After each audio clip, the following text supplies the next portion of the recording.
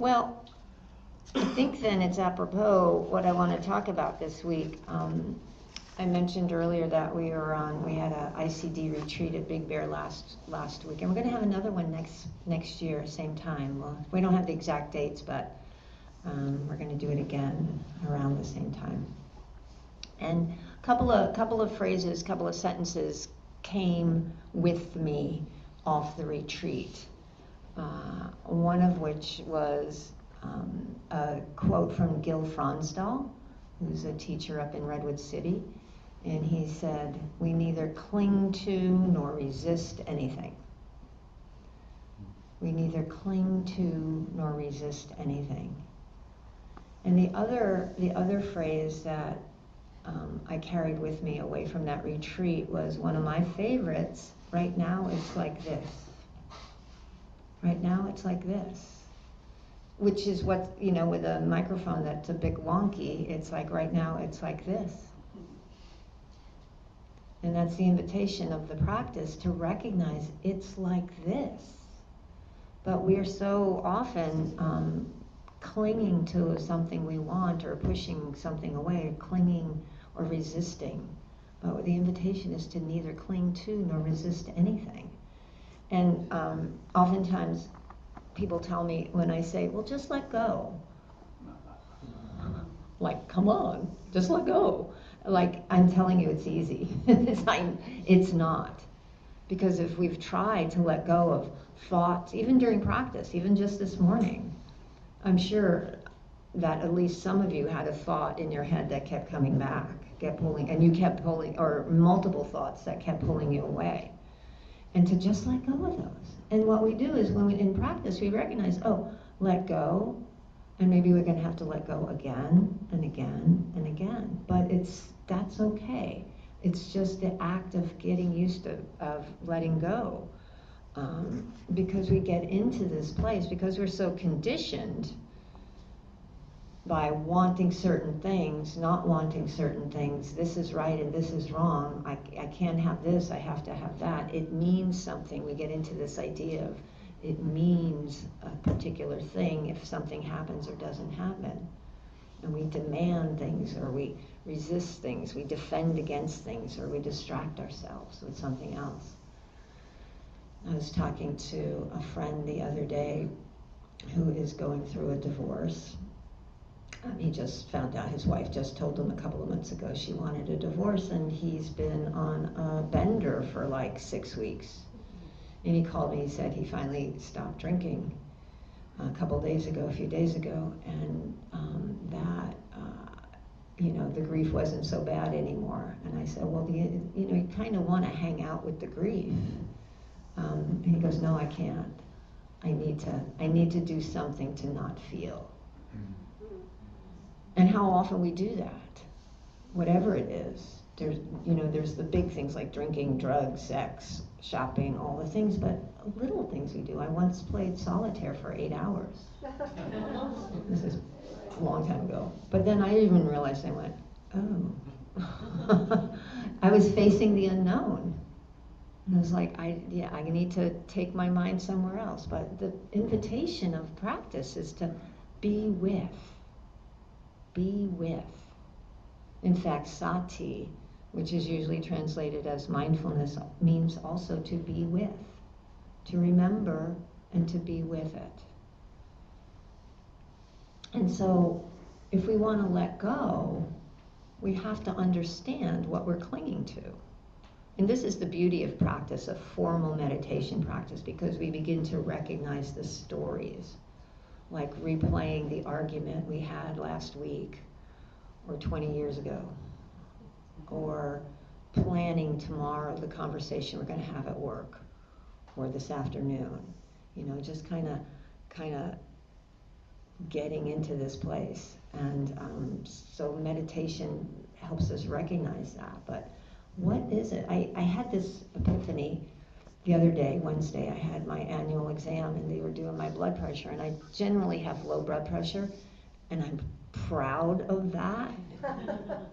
And so I'm always anticipating, What are the numbers going to be? And if they're low, I'm like, I'm good. And I was watching that. I mean, I was in it, and then all of a sudden I went, whoa, I'm attached to my blood pressure numbers. And what would I, and if they're high for any reason, I've had this experience in the past, I'll go, oh, they're usually not that high. They're usually much better than that. And I'm like it means something about who I am as a person. Obviously it doesn't, but we attach to those little things. It's really funny if you stop and take a look at it. I'm a good patient. I'm a good person. I'm all these things. Or we cling to shoulds. The world should be a particular way. It should, but watching how we can get, or people should behave, or I should. You know, I love the line, we should all over ourselves. Because we get caught up in this. And so watch the vocabulary of the mind. It's a real clue of where we're stuck. The shoulds or the should not. And it's all this conditioning that we have. It's all our familial conditioning from when we were kids growing up. It's school, what culture, what society tells us about who we are and what we should and shouldn't be. And we internalize so many things in order to get through the world. But watching how we become entangled. The Buddha used that line a lot, that word, entangled. We become entangled. And this practice is a way to disentangle from the conditioning. I should have this, I should be this.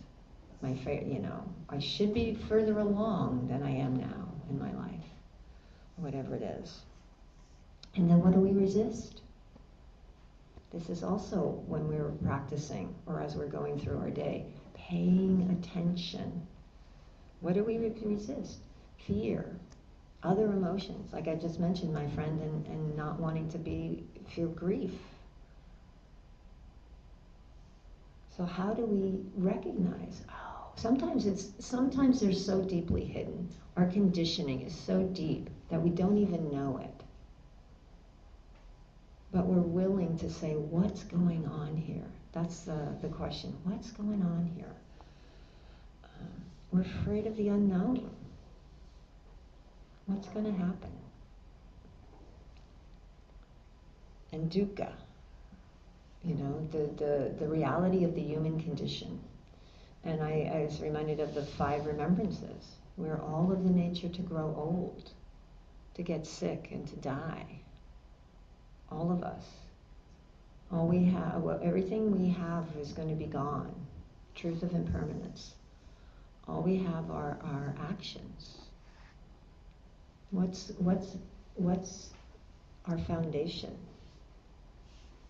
What's holding us and enabling us to move in a wise and skillful way?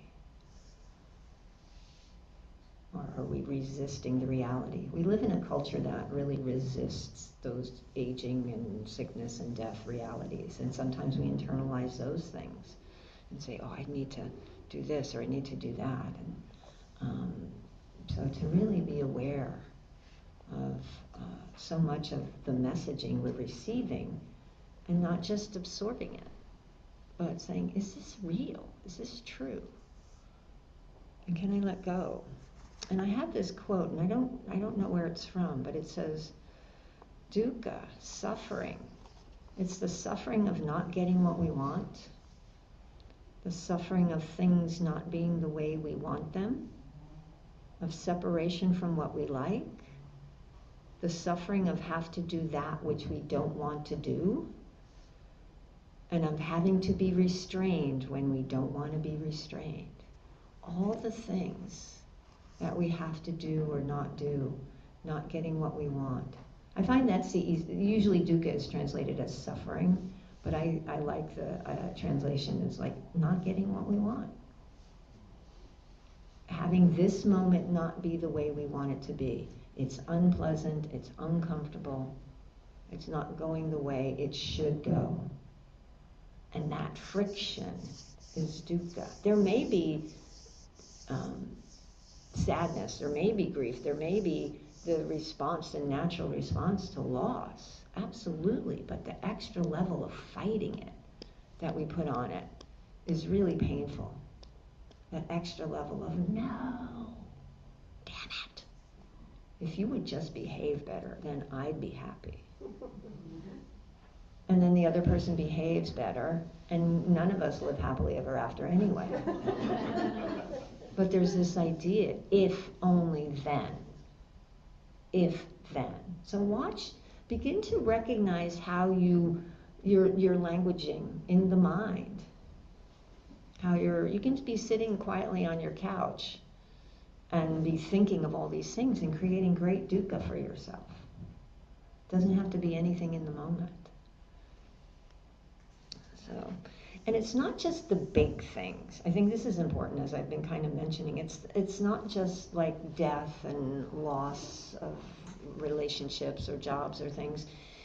It can be the mundane. Sometimes I think when something is big, it's like a red flag, and you go, oh, I need to pay attention to this because I know this is a big deal. But it's the mundane things that happen as we go through our lives, like breaking a fingernail or knocking over a full glass of something sticky all over your rug, your carpet, those types of things, or traffic getting cut off, or,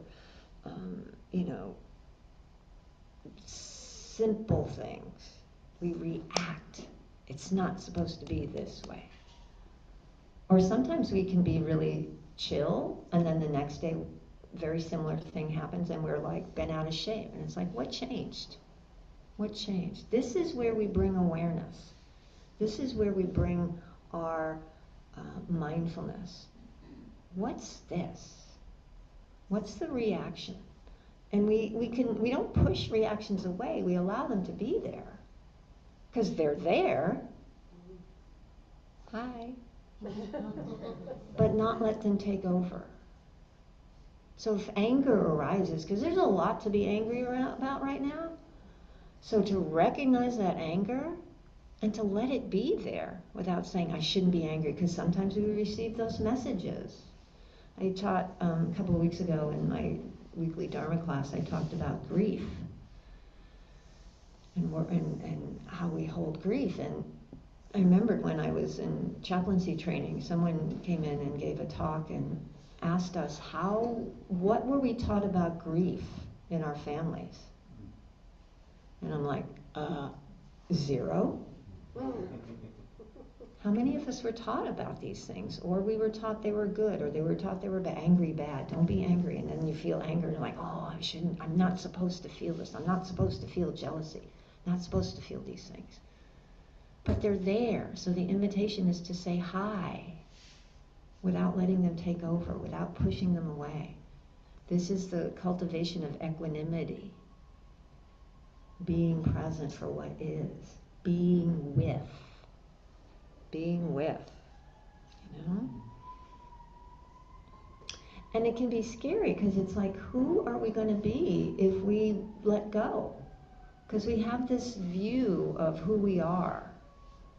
The Pali phrase is Sakaya Ditti. I love that phrase. It means self-view. I have this image of who I want to be or should be, like Mary with the perfect blood pressure. And if it goes anywhere outside of that, then it's like, ooh, I'm not doing what I'm supposed to do. And we can be very harsh, and it can be very scary. And many of you know I used to do archaeology, and when I was walking away from that, and it's like, oh man, I'm not going to be cool anymore. I've never been cool. Only archaeology made me cool. And then I realized there's no such thing as cool. It doesn't matter. And I had long hair. I hadn't cut my hair for like over 20 years, and I had really long hair. And then one day I was like so tired, and I cut it all off. And it's like, but it was for the longest time. It's like, oh my gosh, I was so identified with that. I used to always tell people, I used to have long hair. I mean, it's like, because you need to know that, because it might change how you see me. Because we're so entrenched of like, who will I be if I let go? Who will I be if I let go? And And how do I let go? It's like I said, it's not just, come on, haven't you let go yet? But, it's a journey. I'm not dead, I'm not done, so I'm going to keep this practice. Ajahn Chah said, let go a little, get a little peace. Let go a lot, get a lot of peace. Let go completely, get complete peace. So it's this journey, and I bet since you've all been practicing, I imagine you've all been practicing for a little bit, you've probably noticed things that you've been able to let go of. Things that maybe used to impact you in certain ways don't anymore, or not as often. Sometimes a thought goes by and it used to be like so painful to have that memory because you were full of guilt or shame or regret or something, and now it can sometimes go by and it doesn't land anymore. It's not sticky. You can still have the same thought, but the response to it is very different. There's a more balanced, equanimous relationship with our experiences. So how do we let go? Right now it's like this. I find that phrase really helpful. If you forget it, you can just read my arm because I put it there. It's like this. It's a way to pause the runaway train of the mind and go, oh, okay, ground. What's here? Sometimes, find your feet. There was a few years I would just put my hand in front of my face. I had to have this visceral stop. I had to have this visceral, okay, just breaks on to pause. And we practice pausing in meditation. Pause. Really making the effort. And the willingness to just be. How can you just be? Because that can be challenging too, because the mind is a lot of times gotta go, gotta do this, that. But just to be present for what's here. Sitting outside or looking at the moon. Last week on the retreat, we were up in the mountains, and I live in Burbank. I live in the city, so I see the moon, but I don't see a lot of stars. And so I just stood there staring at the sky. It was really beautiful. Just to be, or the sunrise or the sunset, just be. Or with the emotion, just be. And be willing to see what's going on. What is this? What is this? It's a journey. I talked about last week. I wasn't here, but I gave a talk last week about the journey from the journey of insight. There's an intellectual understanding. Okay, right now it's like this. I need to feel. I need to see. I need to be. Understanding the teachings, the Eightfold Path. This is the way to liberation. Oh, I understand the Four Noble Truths. There is suffering. There is death and birth. Okay, I understand that. And then to have that intellectual awareness, and then to have the later beginning to see how we create our own suffering. Oh, when I got so angry at the long line, or I was, still full of guilt over something that happened 20 years ago, I'm creating my own suffering. Instead of just saying, okay, tending perhaps to the feeling. We begin to see. And then ultimately there's this integration of the teachings and the experience as we move through it. We move and we feel, oh, I feel this emotion arising. Oh, this is what's happening right now. And we respond from wisdom and clarity, not from reactivity and shoulds or should nots. So it's this journey that doesn't happen overnight, but we live again in a society that wants, give me the 10 things I need to do, I'll check them all off, and then I'll be awake, enlightened. And it's like, you know what, just show up where you are, and be willing to feel, be willing to be with the reality. I have a friend, longtime friend of mine. We've been texting this week. He lives in Minneapolis, and his wife just went into hospice. And he was talking about the time they're spending together and what the beautiful conversations they're having. And he's just so grateful that they get to have this time. There's of course great grief. He says she just wants to be gone because she's been struggling with cancer for a number of years and she's kind of at the end. But to be able to be present for that, acknowledging the grief, acknowledging the experience, that's the human condition, and not running from it. There's such a richness there, and there can be a joy there. This is what they talk about in the 7 factors of awakening. The mindfulness which is so necessary, pay attention. The effort to keep returning, to keep letting go. The curiosity. What is this? Beginner's mind, Zen mind, beginner's mind. What is this? What's happening right now? That's also how you let go. What is this? And then there's this ease that arises because you don't have to fight anything. We neither cling to nor resist anything. We can just be. It doesn't have to be a certain way for me to have this equanimity, for me to be fully present for each moment of my life. And then there's a joy that arises, this tranquility that we have, because we can be present for everything. And then there's a steadiness of mind and ultimately equanimity. So those are the factors of awakening. Really be with what's here. Stay present. Be curious. What's happening right now? Can I be with it? And as I said, we get to this place of equanimity, which is usually thought of as a balance, but it's also an intimacy with our experience. A deep intimacy with our experience without needing it to be different. And as I was saying, it's a lifelong journey because there's a lot of layers of conditioning we get to peel away. And I talk about living with an undefended heart, and that's been a journey. It's a journey I've been on for close to 15 years. This investigation of where is their armor, and where can I chip away at it? And it's not like a just all undefended. It's like, okay, this is this piece over here. I can be with these things now that used to make me run for the hills. But there's still pieces over here that it's like, oh, there's still some armor over there. I'm still playing solitaire. I still play solitaire. Oh, okay, what's going on now? So there's not for 8 hours anymore. But how can we, continue? Because this is a lifelong journey. And so to recognize it's the human condition. How can we do this? How can we do this wisely and kindly? That's the wisdom and compassion, the 2 wings of awakening they talk about. There's the wisdom of insight.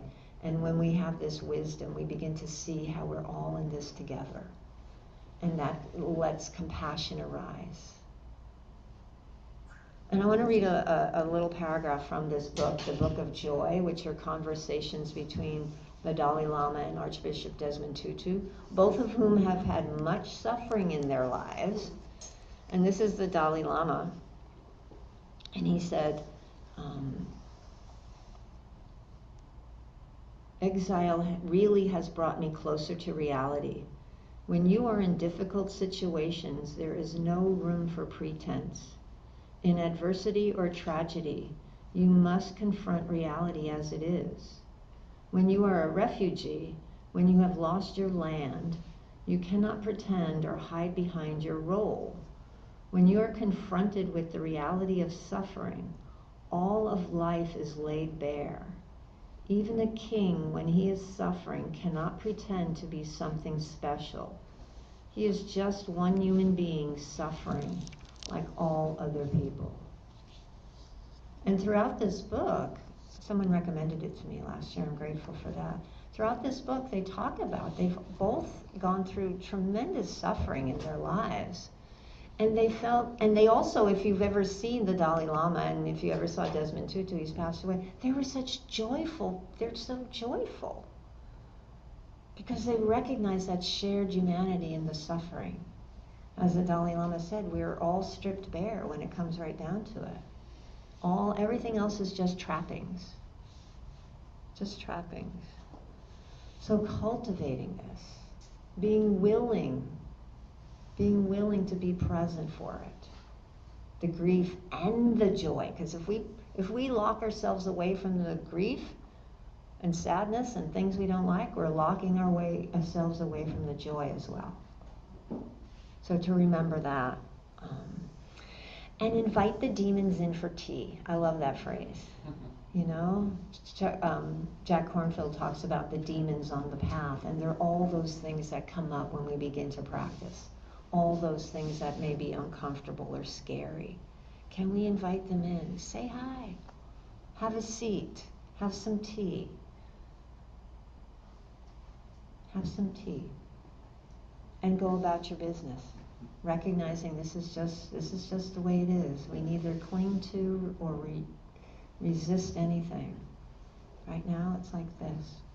So thank you, my friends, for your kind attention, as always, and I hope this has been of some benefit. And now, if there are any questions or comments or thoughts, and I think we have another microphone in case anyone here has a question, and we can have you ask the question with a mic so everyone can hear, and I won't have to repeat. Any thoughts or comments?